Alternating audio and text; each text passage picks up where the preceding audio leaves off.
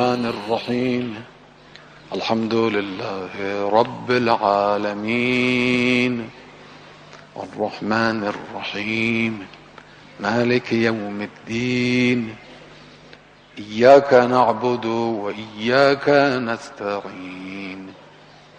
اهدنا الصراط المستقيم صراط الذين أنعمت عليهم غير المغضوب عليهم ولا الضالين.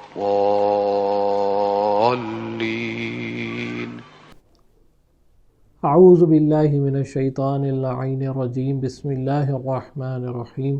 الحمد للہ رب العالمین والصلاة والسلام علی رسول اللہ وعلی آلہ الطیبین الطاہرین المعصومین المظلومین. جی ناظرین، بہت شکریہ ہمیں جوائن کرنے کا. ہم ایک نیا سلسلہ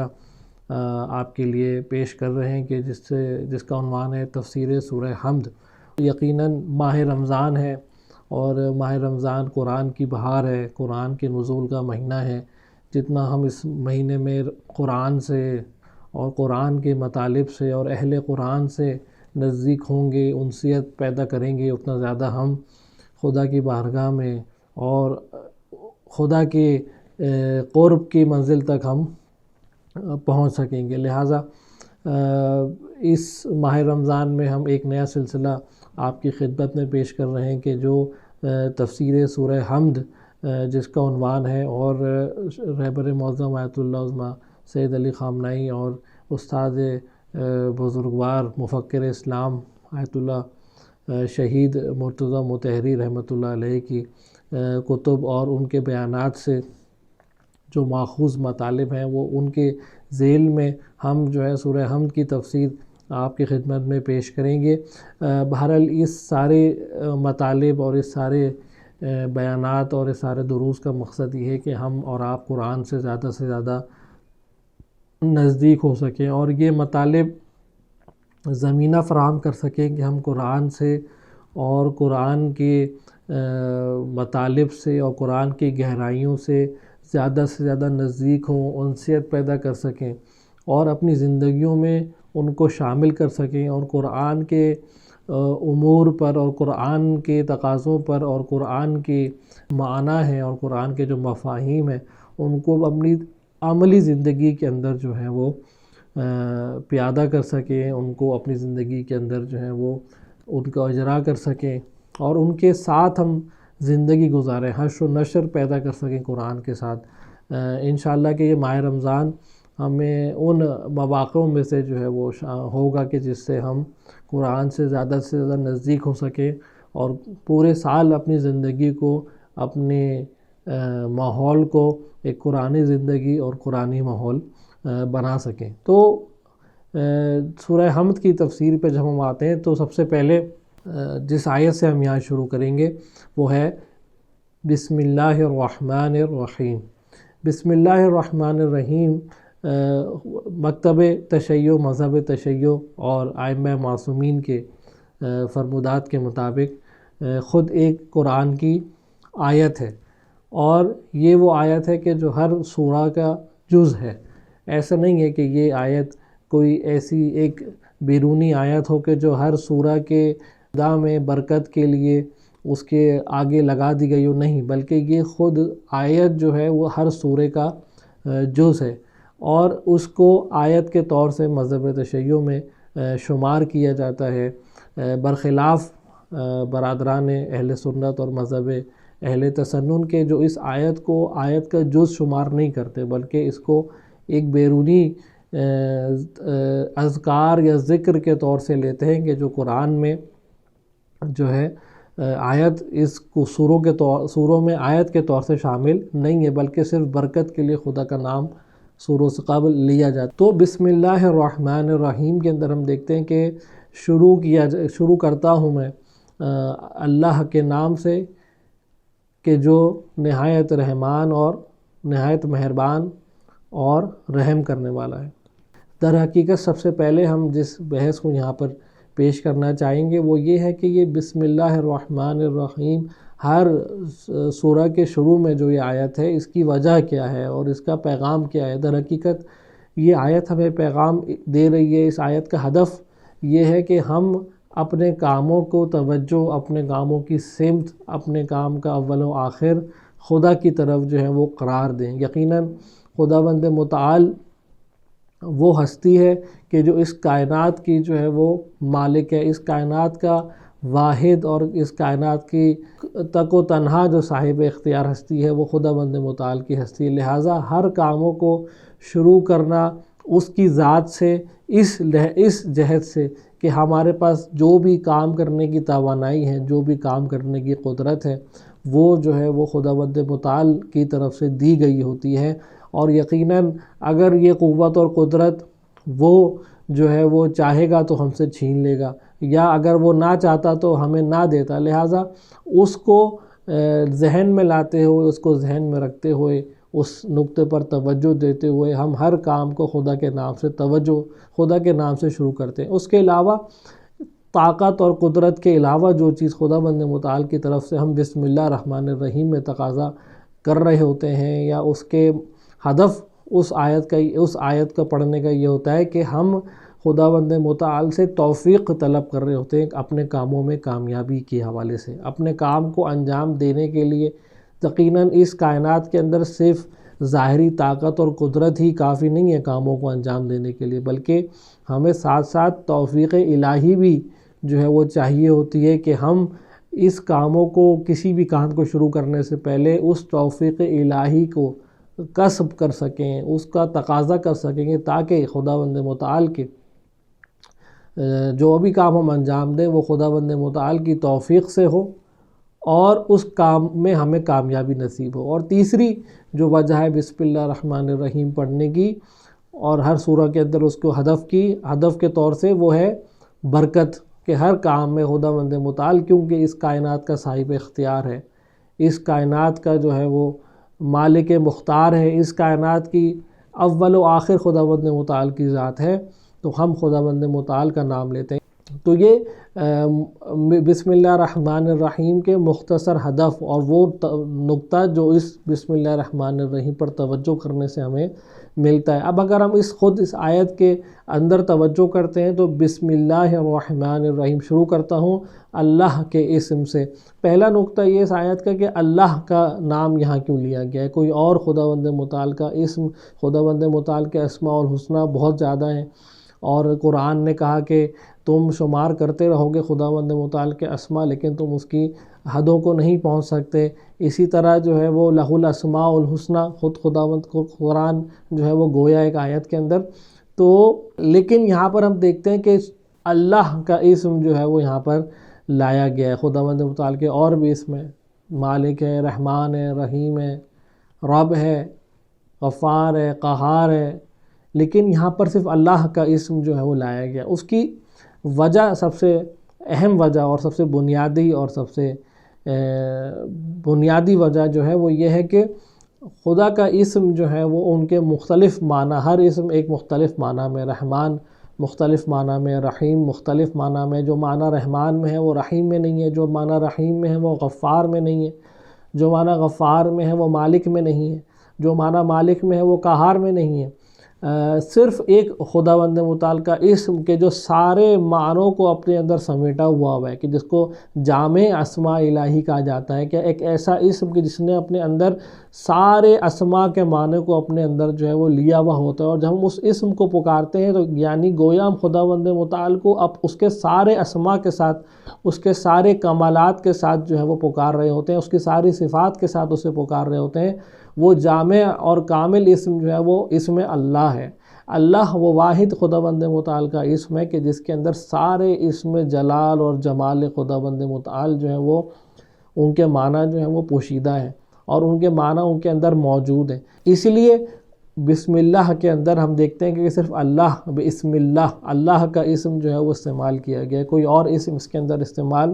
نہیں کیا گیا. کہ خود جب بھی ہم اس بسم اللہ پڑھتے ہیں تو خداوند متعال کو اس کی تمام صفات اور اس کی تمام کمالات اور اس کی تمام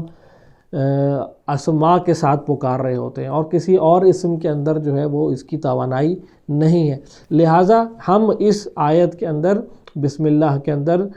اپنے کاموں کو شروع کرنے سے پہلے، کسی بھی کام کو شروع کرنے سے پہلے، یا تلاوت قرآن شروع کرنے سے پہلے، یا ہر سورہ کی ابتدا میں قرآن کے اندر بسم اللہ میں جو اللہ ہے، اس کی وجہ یہ ہے کہ اللہ کے علاوہ کوئی اور اسم خداوند متعال کا اس ہدف کو، اس مقام کو جو ہے وہ اس مقام پر نہیں آ سکتا، لہٰذا یہاں پر اللہ کا اسم جو ہے وہ استفادہ ہوا ہے۔ دوسری بات جو ہے کہ ہم جو کہتے ہیں کہ بسم اللہ الرحمن الرحیم، ہم اس خداوند متعال کے اسم سے شروع کر رہا ہوں، خود اسم کی بحث جو ہے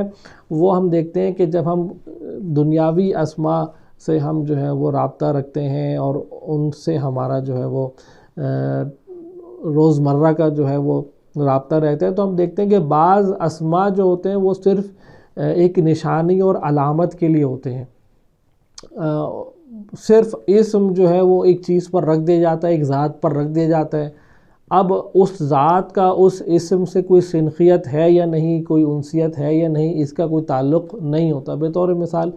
ہم بعض افراد کو دیکھتے ہیں کہ نام بہت اچھے ہوتے ہیں لیکن ان کا کردار ان کے نام سے بالکل بھی میل نہیں کھاتا۔ اس کی وجہ کیا ہے کہ یہ نام جو ہے وہ صرف علامت اور پہچان کے لیے رکھا گیا ہوتا ہے۔ یہ حقیقت بعض غیر جاندار اشیاء میں یا بعض حیوانات میں ہم دیکھتے ہیں کہ بعض لوگ کسی کے نام رکھ دیتے ہیں، کسی چیز کا نام رکھ دیتے ہیں یا کسی چیز کا نام رکھ دیا جاتا ہے معاشرے کے اندر، لیکن وہ نام جو ہوتا ہے صرف اور صرف معنی پہچان کے لیے ہوتا ہے، حتیٰ کہ اس نام کے کوئی معنی بھی نہیں ہوتے، یا اگر معنی ہو تو اس لازم ضروری نہیں ہوتا کہ اس نام کے معنی جو ہے اس چیز کے یا اس ذات کے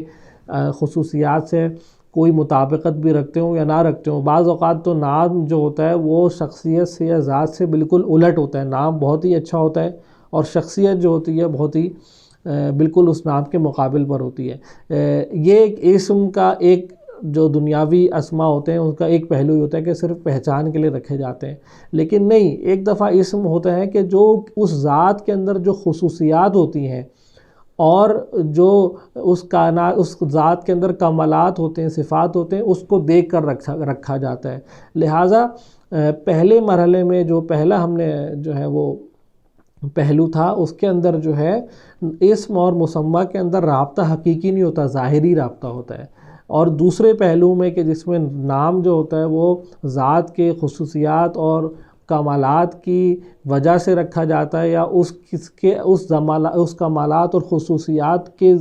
ظہور سے وہ اسم جو ہے وہ خود بخود اس ذات کے اوپر آ جاتا ہے۔ تو یہ دوسرا پہلو جو ہوتا ہے، اس کے اندر جو ہوتا ہے رابطہ اسم اور مسمى کا رابطہ حقیقی ہوتا ہے۔ تو خداوند متعال کا جو یہاں بسم اللہ الرحمن الرحیم ہے کہ میں شروع کرتا ہوں اللہ کے نام سے، یہ اسم اللہ جو ہے یہ حقیقی اسم ہے، یعنی خداوند متعال وہ ہستی ہے کہ جو جامع تمام صفات ہیں، تمام صفات و کمالات ہیں، کوئی ایسی کمالات اور صفات نہیں ہے، صفات خیر، صفات کمالات نہیں ہیں کہ جو خداوند متعال کے اندر موجود نہ ہو۔ خداوند متعال کے کمالات لا محدود ہیں، ہر کمال جو خیر کا تصور کیا جاتا ہے وہ خداوند متعال کے اندر بالحقیقہ حقیقت کے اندر جو ہے وہ موجود ہے، بالتحقیق اس کے اندر موجود ہے۔ لہٰذا اسم اللہ جو ہے سب سے پہلے ہم نے اللہ کی تعریف کی، اور اب ہم نے بیان کیا کہ یہ اللہ کا اسم جو ہے اس کے اندر جو ذات اور اسم کا تعلق ہے وہ ظاہری نہیں ہے بلکہ حقیقی تعلق ہے۔ تیسرا جو نقطہ ہے یہاں پر وہ یہ کہ اللہ کا جو لفظ ہے اس کی اصل کیا ہے، اللہ کا جو لفظ ہے اس کا لغوی طور سے جب ہم دیکھتے ہیں تو اس کی جڑ کیا ہے، اس کو وہ کہاں سے آیا ہے، تو یہاں پر یہ کہا گیا کہ مفسرین کی طرف سے کہ جن دو شخصیات کے ہم یہاں پر مطالعے پیش کر رہے ہیں اور بقیہ مفسرین نے بھی یہی بیان کیا کہ یہ اللہ جو ہے در حقیقت الہ تھا، اور یہ الہ جو ہے یہ کس معنی میں، الہ معنی میں ہے جس کی عبادت کی جائے، یا الہ العالمین ہم دعاؤں میں پڑھتے ہیں، قرآن میں بھی استعمال ہوا یا الہ العالمین، الہ کا لفظ۔ اب یہ الہ جو ہے وہ جس کی پرستش کی جائے، جس کا عبادت کی جائے، اب اس الہ کے آگے الف لام کہ جو عربی میں تعریف معرفے کے لیے لگایا جاتا ہے، الف میں کسی چیز کو حاضر کرنے کے لیے جو ہے وہ مشخص کر کے، تو جب اس الف لام الالہ پر آیا تو وہ رفتہ رفتہ الالہ سے اللہ بن گیا، اور یہ آہستہ آہستہ اللہ رائج ہو گیا، الالہ سے اللہ بن گیا اور اللہ رائج ہو گیا لغت کے اندر۔ اس کے علاوہ جو دوسرا مطلب پایا جاتا ہے جس کو شہید مطہری نے بیان کیا کہ یہ در حقیقت دوسرا جو ہے وہ احتمال جو دیا جاتا ہے وہ یہ نہیں ہے کہ وہ یہ ہے کہ اللہ جو ہے وہ الہ سے نہیں ہے، بلکہ اس کی ریشہ اور اس کا اصل جو ہے وہ ولا ہے، اور ولا کے معنی میں ولا سے لیا گیا ہے۔ اور یہ ولا جو ہے ولا کس معنی میں ہے؟ ولا جو ہے وہ ایک ایسی ذات کے معنی میں ہے کہ جس کے لیے سب حیران ہوں، جس کے عشق میں سب ڈوب جائیں، والہانہ طور سے جس ذات کو محبت اور عشق کا جو ہے وہ محور بنایا جاتا ہے، اس ذات کے لیے ولا کا لفظ استعمال ہوتا ہے، اور اس کیفیت کا نام ہے ولا کہ کسی ذات کو والہانہ طور سے عشق اور محبت کا محور بنایا جائے۔ تو یہ دوسرا احتمال دیا جاتا ہے اللہ کے پیچھے کہ یہ ولا تھا، در حقیقت ولا سے ہے در حقیقت، اور اس ولا کے ساتھ جب الف لام لگا تو رفتہ رفتہ جو ہے یہ اللہ بن گیا۔ عربی لغت کے مشہور اور معروف ادیب سیبویہ جو ہیں وہ اس احتمال کی طرف جو ہے وہ اس احتمال کو زیادہ ترجیح دیتے ہیں کہ در حقیقت یہ ولا تھا، مفعول کے معنی میں جب گیا تو یہ پھر جو ہے اس کے اوپر الف لام لگا اور یہ اللہ میں جو ہے وہ رفتہ رفتہ تبدیل ہو گیا۔ اب تیسرا جو احتمال یہاں پر شہید مطہری نے دیا ہے کہ در حقیقت یہ ولا اور الہ جو ہے وہ ایک ہی چیز ہے، دونوں الفاظ ایک ہی چیز ہے، بلکہ صرف فرق یہ کہ شاید یہ ولا جو ہے یہ جب عربی لغتیں، جیسے عرب میں ابھی مختلف لغتیں ہیں، عربی جو مختلف خطے ہیں ان میں سب میں عربی بولی جاتی ہے، عرب خطوں کے اندر عربی بولی جاتی ہے، لیکن سب کے لہجے مختلف ہیں۔ جو لوگ عرب ممالک میں جاتے ہیں ان کو اس بات کا اندازہ ہے کہ حجازی لہجہ اور عراقی لہجہ اور شامی لہجہ اور لبنانی لہجہ اور مصری لہجہ، یہ مختلف لہجے اور بھی لہجے عربی زبان میں۔ تو شہید مطہری نے کہا یہ ولا، ایک احتمال یہ بھی کہ جب ولا یہ کسی ایک خاص عربی لہجے میں گیا تو یہ ولا تبدیل ہو گیا الہ کے اندر، اور یہ آہستہ آہستہ اللہ میں تبدیل ہو گیا۔ تو تیسرا احتمال یہ کہ دونوں جو ہیں ولا اور الہ ایک ہی لفظ ہے کہ جو دوسرے دو مختلف لہجوں میں، ایک میں ولا کہا گیا اور ایک میں الہ کہا گیا۔ اچھا، اب یہاں پر بسم اللہ کے ہم نے یہاں تک جو بات کی وہ ہم نے بسم اللہ تک بات کی۔ آگے جو آیت ہے بسم اللہ الرحمن الرحیم، میں شروع کرتا ہوں اللہ کے نام سے کہ جو نہایت رحمان، نہایت مہربان اور رحم کرنے والا ہے۔ الرحمن الرحیم، الرحمن اور رحیم در حقیقت دونوں جو ہیں ان کی جڑ جو ہے وہ خداوند متعال کی رحمت سے، خداوند متعال کی رحمت کے دو مختلف جو ہیں ظہورات کا نام، ایک کا نام رحمان ہے اور ایک کا نام رحیم ہے۔ خداوند متعال کی رحمت جو ہے جب دو مختلف فارمز کے اندر سامنے آتی ہے تو ایک فارم رحمان بن جاتی ہے اور ایک فارم جو ہے وہ رحیم بن جاتی ہے۔ یہ دونوں جو ہے اس میں مبالغہ ہے۔ اس میں مبالغہ عربی لغت میں اس کو کہا جاتا ہے کہ جب کوئی صفت جو ہے وہ بے تحاشا شدت کے ساتھ جو ہے وہ ظہور کرتی ہے تو اس کو اس میں مبالغہ کہا جاتا ہے، یعنی کسی صفت کے اندر جب مبالغہ ہو جائے، کثرت کے ساتھ اس صفت کا استعمال ہو تو اس میں مبالغہ کے معنی میں آتا ہے، اس میں مبالغہ کی شکل میں آتا ہے۔ تو یہاں پر رحمان بوزن فعلان، عربی میں اوزان ہوتے ہیں کلمات کے، تو یہاں پر فعلان کے وزن پر رحمان ہے کہ جس کا معنی ہے کثرت، جس کا معنی ہے وسعت۔ یہاں پر اس میں مبالغہ وسعت کے معنی میں ہے کہ یہاں پر جب خداوند متعال کی خداوند متعال کی رحمت بے انتہا وسعت کے ساتھ ظہور کرتی ہے تو وہ فعلان کے وزن پر آتی ہے، اور یہاں پر رحمان کے معنی بن جاتے ہیں کہ جس کی رحمت جو ہے وہ بے انتہا وسیع ہے، جس کی رحمت جو ہے وہ نہایت وسیع ہے، اور اردو میں ترجمہ کیا گیا بے نہایت مہربان، یعنی جس کی رحمت کی کوئی حدیں نہیں ہے، وسیع ہے، ہر چیز پر اس کی رحمت جو ہے وہ قائم ہے، ہر چیز پر اس کی رحمت جو ہے وہ سایہ کی ہوئی ہے۔ اس کے علاوہ آگے جب ہم بڑھتے ہیں تو یہاں ہم دیکھتے ہیں الرحمن الرحیم، رحیم یہاں پر فعیل کے وزن پر ہے، تو اس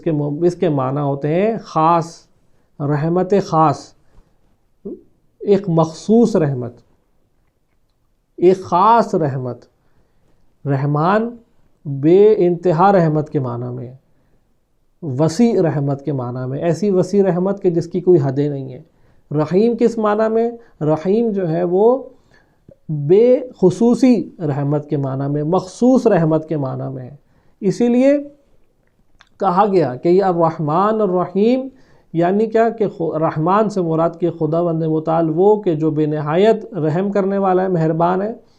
اور رحیم سے مراد یعنی کیا کہ وہ خدا کہ جو مخصوص رحمت دینے والا ہے، مخصوص رحمت سے ہمکنار کرنے والا ہے، مخصوص رحمت سے سایہ کرنے والا ہے مخلوقات پر۔ تو یہاں پر مفسرین نے کہا کہ رحمان، خداوند متعال کی رحمت جو ہے اگر رحمان کے معنی میں ہو، رحمان کے لفظ سے ظاہر ہو، تو اس سے مراد ہوگا کہ خداوند متعال کی رحمت وہ والی رحمت کی جو تمام مخلوقات پر ہے۔ خداوند متعال نے ہر چیز کو اپنے رحمت کے سائے میں جو ہے وہ لیا ہوا ہے، جیسے ہم دعائے کمیل میں کرتے ہیں، جیسے ہم دعائے کمیل میں پڑھتے ہیں بے رحمتک التی وسعت کل شیء، کہ وہ اس رحمت کے واسطے کہ جس نے ہر چیز پر جو ہے اپنی وسعت قائم کی ہوئی ہے، ہر چیز پر اپنا سایہ قائم کیا ہوا ہے۔ تو رحمان کے معنی کیا کہ جس رحمت نے خداوند متعال کی تمام چیز پر سایہ کیا ہوا ہے، حتیٰ کہ چاہے وہ شجر ہوں، چاہے وہ نباتات ہوں، چاہے وہ جمادات ہوں، چاہے وہ انسان ہوں، انسانوں میں بھی کفار ہوں، مسلمان ہوں، ہر چیز پر خداوند متعال کی رحمت کا سایہ ہے، چاہے وہ چرند ہو، چاہے وہ پرند ہو، چاہے آسمان ہو، چاہے زمین ہو، چاہے پہاڑ ہو، چاہے درخت ہو، ہر چیز خداوند متعال کی رحمت سے ہمکنار ہے۔ اس رحمت سے کیا مراد ہے؟ خود ان کا وجود، خود ان کے جو ہستی ان کو دی ہوئی ہے وہ خود خداوند متعال کی رحمت کا مصداق ہے، کہ اگر خداوند متعال کی رحمت نہ ہوتی تو وہ اس ہستی میں وجود میں آنے کے بھی جو ہے وہ اس قابل نہیں تھے، اہل نہیں تھے۔ خود ہی ان کا وجود میں آنا اور ان کے وجود کا باقی رہنا یہ خداوند متعال کی رحمت کا مصداق ہے، جیسا کہ سورہ طٰہٰ میں قرآن فرماتا ہے کہ قال ربنا اللہ الذی اعطى كل شیء خلقہ ثم ہدی، ہمارا رب وہ ہے کہ جس نے ہر چیز کو خلقت عطا کی اور اس خلقت کے بعد اس چیز کو ہدایت دی۔ ہدایت سے مراد یعنی اس چیز کو پروان چڑھائے۔ ہر چیز جو دنیا کے اندر پروان چڑھ رہی ہے، چاہے وہ نباتات ہوں، جمادات ہوں، اور حیوانات ہوں، انسانات ہوں، یہ انسان ہو، یہ سب جو ہیں وہ خداوند متعال کی رحمت کا مصداق ہے، اور یہ خداوند متعال کی رحمت سے جو ہے وہ ہمکنار ہے۔ یہ وہ خدا کی خاص، وہ خدا کی رحمت ہے کہ جو سب پر سایہ فگن ہے، سب پر سایہ کیے ہوئے ہے۔ اس کے آگے جو خداوند متعال کی رحمت ہے جس کو رحیم کے نام سے، جس کو رحیم کے لفظ سے تعبیر کیا گیا کہ جس کا معنی جو ہے وہ مخصوص رحمت ہے، تو مفسرین کے مطابق یہ وہ رحمت ہے کہ جو صرف خاص بندوں کے لیے ہے، یہ صرف خاص لوگوں کے لیے، یہ ان لوگوں کے لیے ہے کہ جو خداوند متعال کے راستے پر چلتے ہیں۔ خداوند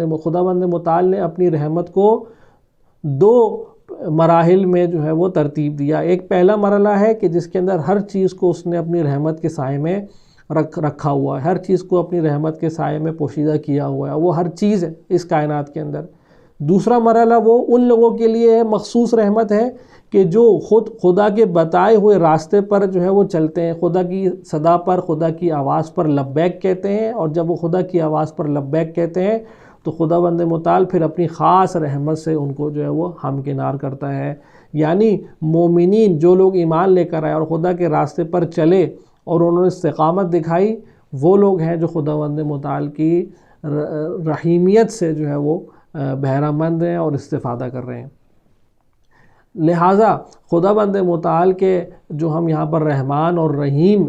خداوند متعال کو یہاں پکار رہے ہیں، یا اس آیت کے اندر خداوند متعال کو رحمان اور رحیم جو ہے وہ کہا گیا ہے، اس سے مراد یہ ہے کہ جو ہم نے آپ کے سامنے بیان کیا کہ رحمان وہ مرحلہ ہے کہ وہ رحمت کا مرحلہ ہے کہ جس میں ہر چیز اس کائنات کے اندر خداوند متعال کی رحمت سے ہمکنار ہے، لیکن رحیم وہ مرحلہ ہے کہ جو صرف وہ ہستیاں، وہ ذات کہ جو خداوند متعال کی صدا پر لبیک کہتی ہیں اور اس کے راستے پر چلتی ہیں، تو خداوند متعال ریوارڈ کے طور سے، خداوند متعال جزا کے طور سے، هل جزاء الاحسان الا الاحسان، تو خود خداوند متعال ان کے لبیک پر، ان کے خدا کے راستے کے اوپر چلنے پر ان کو ایک ریوارڈ دیتا ہے، خاص رحمت سے ہمکنار کرتا ہے کہ جس کو جب وہ خداوند متعال اس رحمت سے ہمکنار کرتا ہے تو وہ رحیم کہلاتا ہے، اور اس صفت کا نام رحیمیت ہے۔ لہٰذا یہ بسم اللہ الرحمن الرحیم، آج کے پہلے درس میں بسم اللہ الرحمن الرحیم کے اوپر مختصر سی گفتگو ہم نے آپ کے سامنے پیش کی۔ امید ہے کہ آپ کے لیے فائدہ مند ثابت ہوئی ہوگی۔ ہمیں اپنے فیڈ بیک سے آگاہ کرتے رہے گا۔ انشاءاللہ ہم اس سورہ حمد کو اس چند جلسوں میں، چند دروس میں، چند نشستوں میں آپ کے سامنے انشاءاللہ پیش کریں گے، مختصر طور سے اور مفید اور سادہ زبان میں انشاءاللہ، کہ سب لوگ اس سے استفادہ کر سکیں اور اپنی زندگیوں میں اور اپنی نمازوں میں اور اپنی عبادتوں میں زیادہ سے زیادہ ہم اس سورہ کی تلاوت سے استفادہ کرتے رہیں۔ انشاءاللہ ہمیں اپنی دعاؤں میں یاد رکھیے گا۔ انشاءاللہ اگلی نشست پہ ملاقات ہوگی۔ والسلام علیکم ورحمۃ اللہ وبرکاتہ۔